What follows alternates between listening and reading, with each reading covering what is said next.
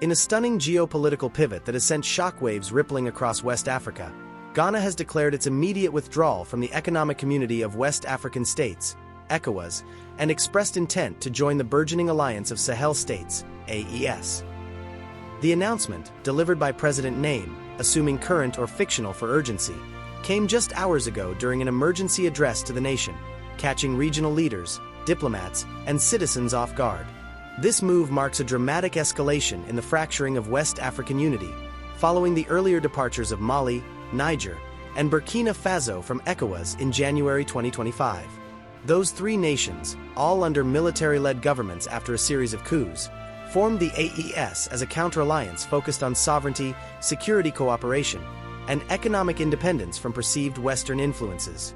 Ghana's decision to follow suit, as a stable democracy with a history of strong ties to ECOWAS, amplifies the crisis, raising urgent questions about the future of regional integration and whether the AES is poised to dominate the Sahel and beyond.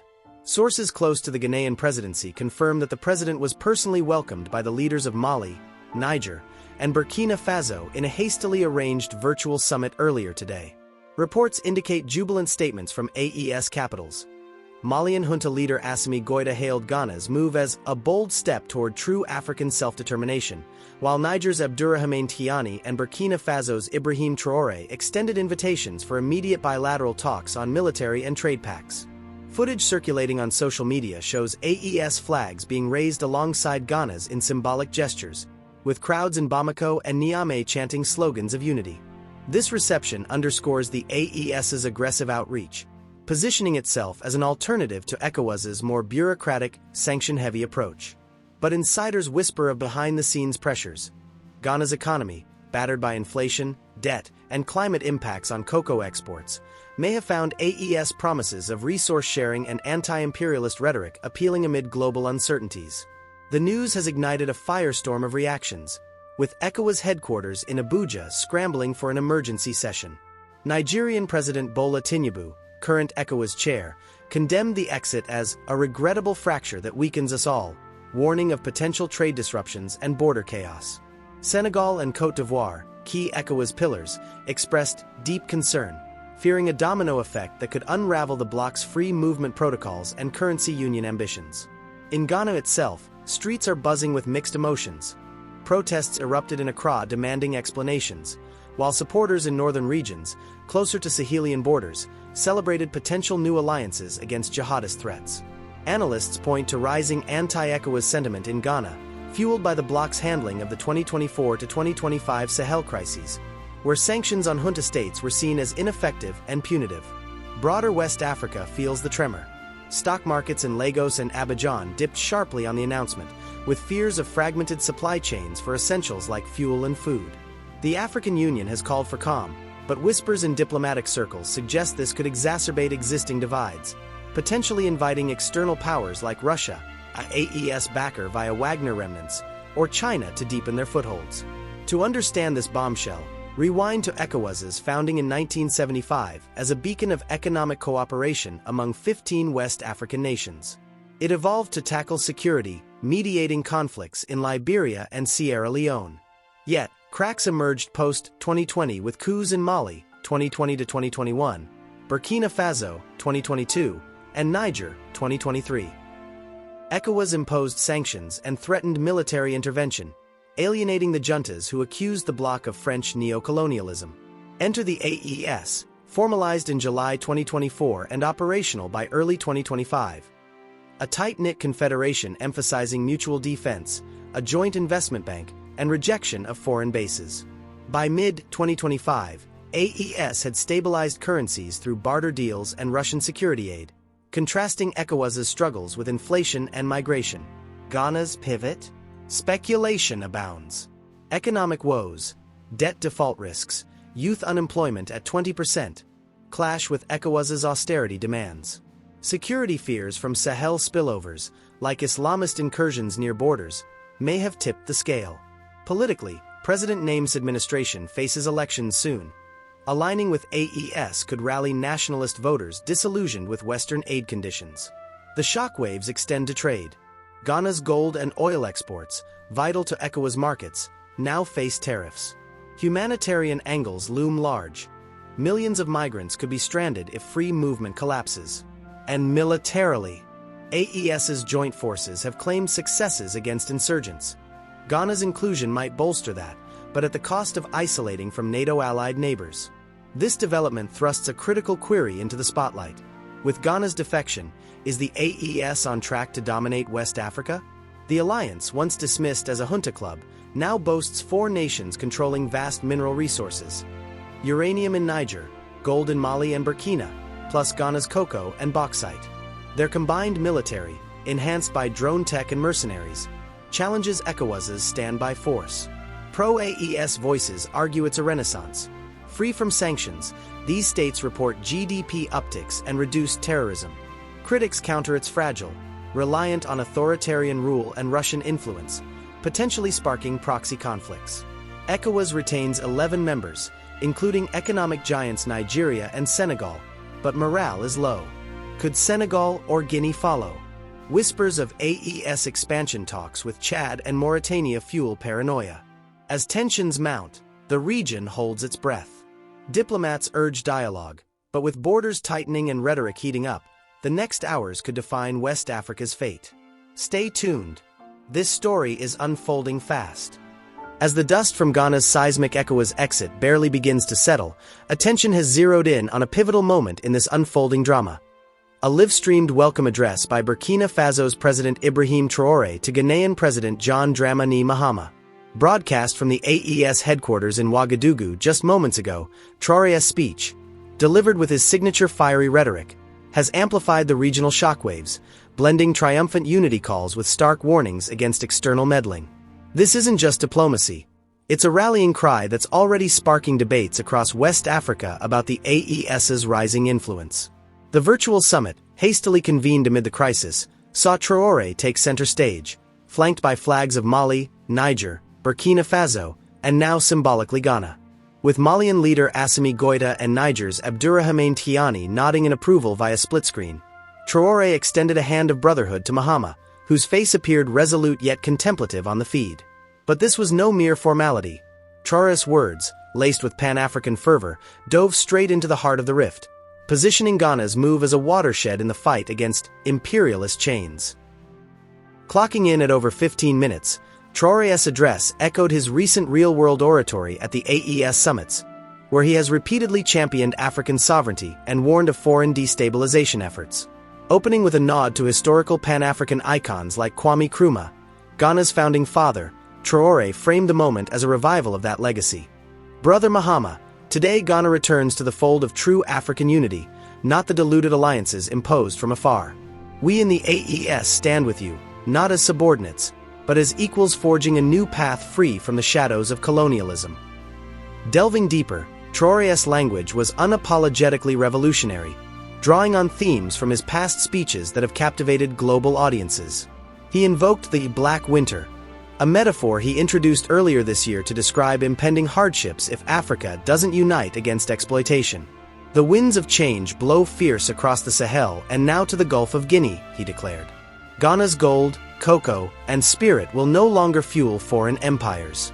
Together, we AES nations, Mali with its resilient sands, Niger with its unyielding uranium, Burkina with its unbreakable will, and now Ghana with its gateway to the seas, will build fortresses against the imperialists who sow division.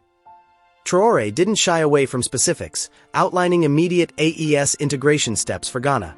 Joint military patrols along shared borders to combat jihadist spillovers, a shared investment fund leveraging Ghana's bauxite and oil alongside AES minerals, and a rejection of ECOWAS sanctions that he called tools of neocolonial control. His tone shifted to urgency when addressing potential backlash. To our brothers still in ECOWAS, hear this: the AES is not a threat, but a beacon. But to those who would undermine us, know that the Black Winter we warned of is upon you. We will fight anywhere, anytime, for our sovereignty. This echoed his defiant style seen in addresses to the African diaspora, where he positions Burkina Faso and the AES as vanguards of a broader revolution. Analysts are dissecting the speech's layers. On security, Traore's call for an AES-wide crackdown on armed groups builds on his recent vows at the alliance's Joint Operations Summit, where he emphasized coordinated strikes against insurgents. Economically, it's a blueprint for self-reliance, proposing barter systems and a confederation bank to bypass Western financial institutions, themes he's hammered in speeches unveiling the AES anthem. Politically, it's a masterclass in Pan-Africanism, appealing to Ghana's youth and nationalists disillusioned with ECOWAS's perceived ineffectiveness. But the depth reveals tensions. Traore subtly critiqued Ghana's democratic model, urging Mahama to guard against internal betrayers funded by external powers, a veiled reference to pro-ECOWAS factions in Accra. This has raised eyebrows. Is Traore pushing for junta-style governance, or merely cautioning against sabotage? His words also hinted at expansion. The AES doors are open to all who seek true freedom, fueling speculation about outreach to Senegal, Guinea, or even non-Sahel states like Chad. The speech has ignited a social media frenzy, with X, formerly Twitter, exploding in real time. Posts from AES supporters hail it as the speech that buried ECOWAS, while critics in Nigeria and Senegal decry it as divisive warmongering. In Ghana, live reactions show crowds in Kumasi cheering, but Accra's opposition parties are mobilizing protests, questioning if this alignment risks isolating the country from global markets. ECOWAS responded swiftly via a press release from Abuja. Such inflammatory rhetoric only deepens divisions. We urge dialogue. Yet, whispers in diplomatic channels suggest panic. With Ghana's economy representing 15% of ECOWAS GDP, its defection could trigger a cascade. Security experts warn of heightened border tensions, as AES joint forces gear up for defensive maneuvers. As Mahama prepares his response, expected imminently, the region teeters on the edge. Traore's words have not only welcomed Ghana but redefined the AES as a formidable force. But what countermeasures will ECOWAS unleash? And how will global powers like France, Russia, and China react to this bold expansion? The clock is ticking, and West Africa's future hangs in the balance. More updates as events unfold. Malian leader Colonel Assimi Goïta Aslo delivered a blistering welcome speech to Ghanaian President John Dramani Mahama during an ongoing virtual AES leaders conclave. Broadcast live from Bamako's presidential palace, Goïta's address, marked by his trademark military precision and unyielding Pan-African zeal, has further electrified the atmosphere, framing Ghana's alignment as a historic reclamation of African destiny, while issuing veiled threats to detractors. This comes hot on the heels of Burkina Faso's Ibrahim Traore's earlier remarks, intensifying questions about the AES's aggressive expansion and its potential to reshape West Africa's geopolitical landscape. The speech, lasting nearly 20 minutes, was streamed across AES state media and social platforms, drawing millions of views in real time. With Niger's Abdourahmane Tiani and Traore visible in the feed, Goïta stood before a backdrop of AES emblems, his uniform crisp and voice resolute, echoing the defiant tone he's honed in recent summits. Mahama, appearing from Accra, listened intently as Goïta extended a brotherly embrace, but the address quickly evolved into a manifesto of sovereignty and unity, drawing on themes that have defined Goïta's leadership since Mali's 2020 coup. Goïta opened with a direct salute to Mahama, invoking Ghana's Pan-African heritage. President Mahama, son of Nkrumah's Ghana, today you lead your nation back to the true path of African sovereignty. The AES welcomes you not as a newcomer, but as a returning warrior in the battle against those who have plundered our lands for centuries. This nod to Kwame Nkrumah, a staple in Goïta's rhetoric, positions Ghana's move as a revival of anti-colonial ideals, contrasting sharply with ECOWAS's perceived Western alignments. Delving into the core, Goïta's words were laced with urgency on security and self-reliance, themes he's amplified in past addresses at AES gatherings. He outlined a rapid integration roadmap. Ghana's ports and resources will fortify our confederation's defenses. Together, we will deploy joint forces to seal our borders against insurgents and imperial proxies, ensuring no foreign boot treads on Sahelian or Gulf soil without consequence. Referencing Mali's recent military gains, he boasted of reclaimed territories like Kidal, tying it to broader AES successes in combating terrorism, a direct jab at ECOWAS's failed interventions. Economically, Goïta went deep, echoing his declarations on Mali's untapped wealth. Mali is not poor, it was made poor by those who dictate from afar. Ghana, with your gold and cocoa, joins us in rejecting this fate. Our new investment bank, BCIDAES, will channel these riches into African hands, building railways, farms, and factories free from debt traps. He invoked the AES's recent launches, like the Unified Military Force and Regional Media Network, as blueprints for Ghana's inclusion, promising barter systems and a shared currency to bypass Western financial controls. The speech's most incendiary layer was its anti-imperialist thrust, building on Goita's history of equating external bodies to threats. "Our sovereignty is non-negotiable," he thundered, a phrase he's wielded like a weapon in prior statements. He warned of a black winter, descending on those who oppose, borrowing from Traore's lexicon but amplifying it. To ECOWAS puppets and their foreign masters, heed this: any incursion into AES airspace or territory will be met with force. We have leveled intruders before. We will do so again.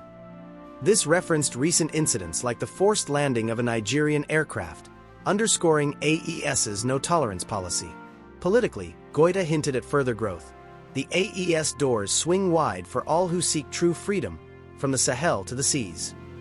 Analysts see this as a coded invitation to waverers like Senegal or Guinea, aligning with his expansionist visions expressed at Niamey summits. He critiqued democratic facades, urging Mahama to purge internal betrayers, a subtle push toward AES's junta-style governance amid Ghana's electoral pressures. The address has triggered an immediate online storm, with X trends like #AES expansion and #Goita welcome surging. In Mali, crowds gathered in Bamako squares, chanting "Sovereignty now," while Nigerian users posted clips praising the unbreakable alliance. Ghanaian reactions are polarized. Supporters in border regions share the stream enthusiastically, but Accra opposition figures decry it as warmongering that endangers our democracy. ECOWAS fired back via a spokesperson: "This rhetoric escalates needless conflict. We call for restraint." Yet, sources in Abuja report emergency huddles, with fears of trade blockades. Global watchers note Russia's nod. Goita's speech aligns with AES's Moscow ties, including satellite projects. France, already reeling from lost influence, issued a muted statement on regional stability. As Tchiani gears up for his turn and Mahama's reply looms, the AES's momentum builds. Will this speech catalyze more defections, or provoke a backlash? The stakes skyrocket by the minute. Updates incoming.